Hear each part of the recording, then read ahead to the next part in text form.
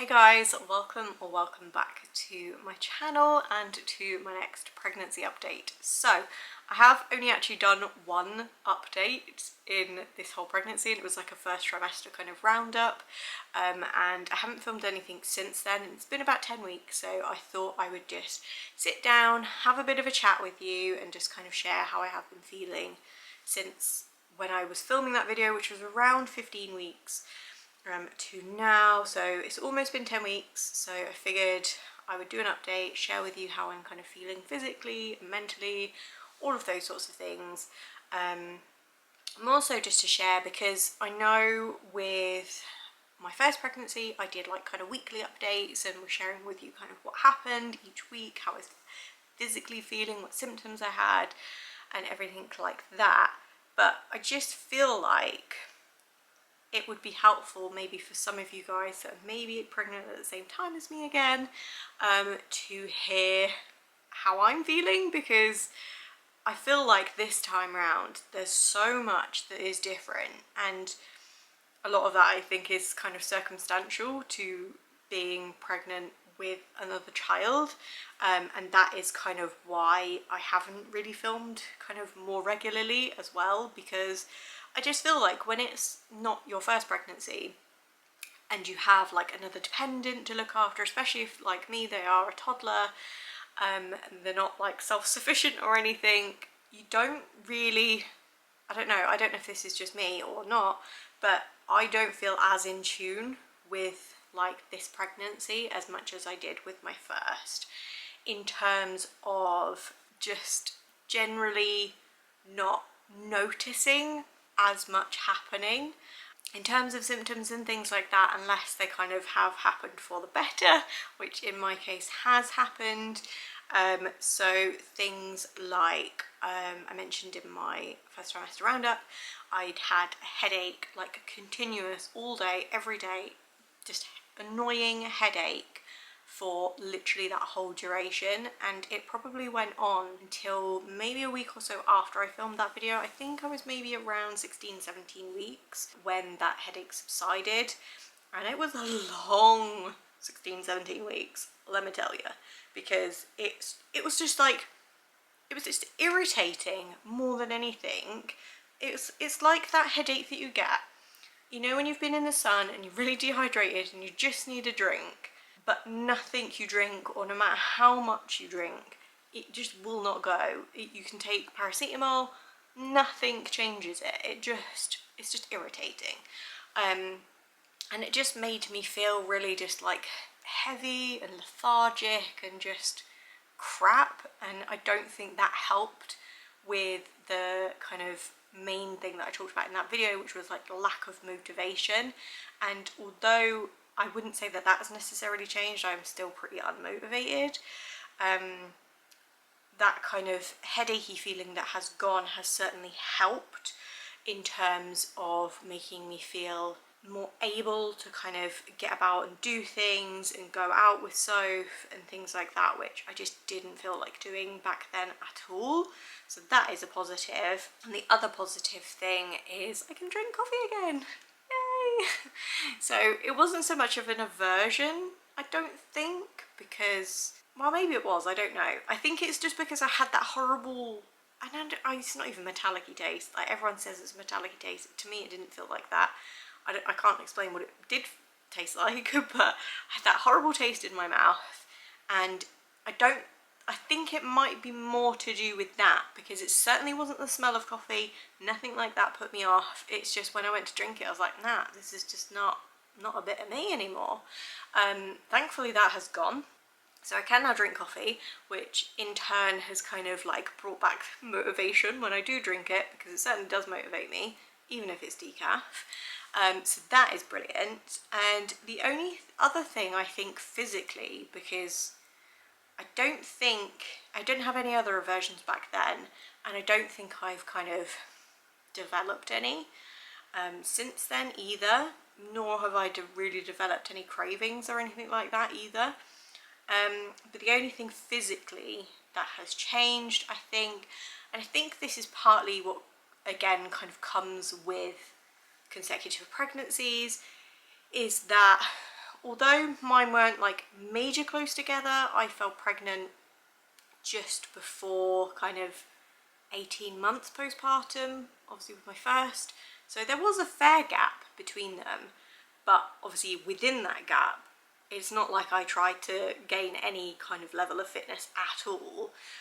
So I think my body just kind of felt a bit like, ugh, when I fell pregnant again. It was just kind of, I don't know, like, I don't know. I can't really explain it, but just my body this time round just feels really weak and just kind of, I don't know, I'm suffering a lot more with pains and things, like in my lower belly. Like if I go for a walk, I have to walk really slow, which is just not like me at all. If you know me, you know that I walk really fast, just naturally.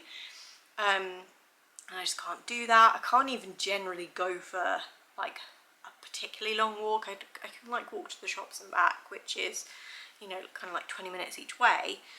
But I have to do it slowly because I'm suffering a lot more with like my hips and stuff. But I guess, like I say, that just kind of comes with physically going through pregnancy and childbirth and then not really giving my body kind of what it needed afterwards in terms of recovery. Like, and I just mean in terms of like building up kind of strength again and things like that. I don't mean like losing weight and things like that, because although I lost and gained weight so often in the 18 months since I'd had my daughter, I don't mean that, but I just mean like the physical fitness, like the actual strength. I just completely lost any ounce of strength that I had, and I don't think that's helped because I just, like I say, I just feel really weak this time round. Like my hips are really sore, like I say, my lower belly's quite sore. I don't know if again that just comes with being bigger earlier this time round, but yeah, it's just bizarre. So I think that's kind of really how I have been feeling physically for the past kind of, like I say, almost 10 weeks. Not much has really changed. It's kind of been fairly consistent in that time. So then on to kind of how I've been feeling kind of mentally, which again has been fairly consistent, I'd say, in this whole time. And I think a lot of it just comes with generally being pregnant with another dependent, because you're just not, I don't know, you're just not focusing on certain things as much, and you're maybe not doing things that you would have done first time round in terms of relaxing as much and not heavy lifting and things like that. I mean, you know, my daughter's 20 months now and she doesn't walk yet, so I'm carrying her around everywhere. I'm lifting her up and down all the time, and it's a lot. It is a lot on my body, and I can really feel it this time round. But a lot of it is just kind of like, you kind of just have to get on with it because I literally don't have a choice. But yeah, so things like that just like play in your mind. You're just kind of like, oh, I should be doing this, but I can't. And things like, it's just so bizarre how your mind just completely switches from being pregnant without any children to any other time afterwards. Like, you know, it's just really, really bizarre. And even down to things like movements. So I started to feel movements kind of, I want to say around 17 weeks maybe, I think it was. But back then it was like those really sporadic kind of odd movements. I couldn't remember what it felt like. I really couldn't from the last time, and I couldn't remember when it started with Sophie either, because I had an anterior placenta with her, which I have the same this time. I didn't feel a lot too early on with her, so I couldn't really remember what it was like until like towards the end, where you can like really see all the movements and stuff. I could kind of remember that, but I couldn't remember the early time.